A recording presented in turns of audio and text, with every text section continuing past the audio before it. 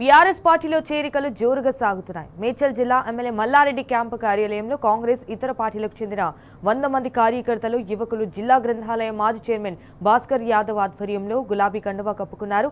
పార్టీలో చేరిన వారందరికీ బీఆర్ఎస్ కండువాలు కప్పి పార్టీలోకి ఆహ్వానించారు. ఇక కాంగ్రెస్ పాలనపై విసుగు చెందామని, కేసీఆర్తోనే రాష్ట్రం అభివృద్ధి సాధ్యపడుతుందని పార్టీలో చేరినట్లుగా తెలిపారు.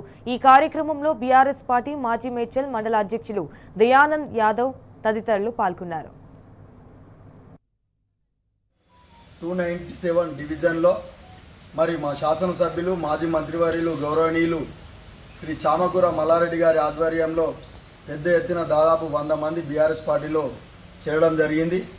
మరి ఈ యొక్క ప్రభుత్వం పైన విరక్తి చెంది యువత అంతా కూడా మరి కేసీఆరే కావాలి, కేసీఆరే ముఖ్యమంత్రి కావాలి, మరి మంత్రి ఉన్నప్పుడు మా నియోజకవర్గాన్ని పెద్ద ఎత్తున మరి అభివృద్ధి చేసినటువంటి నాయకుడు, పేద బడుగు బలగిన వర్గాల ఆశాజ్యోతి మా చామకూర మల్లారెడ్డి గారి అని చెప్పేసి ఆయన ఆధ్వర్యంలో ఈరోజు 297 డివిజన్లో ఉన్నటువంటి నాయకులందరూ కూడా బీఆర్ఎస్ పార్టీలో చేరడం జరిగింది.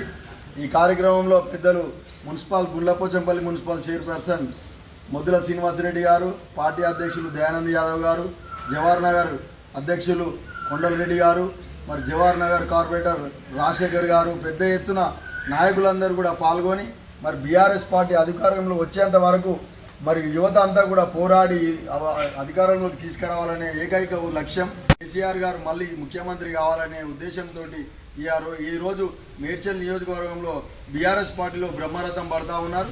అది మల్లారెడ్డి గారికి తిరుగులేని పేద బడుగు పెరిగిన వర్గాల ఆచార్జ్యోతి మా చామకూర మల్లారెడ్డి గారు కాబట్టి మరి ఆయన ఆధ్వర్యంలో పెద్ద ఎత్తున చేరికలు జరుగుతూ ఉన్నాయి.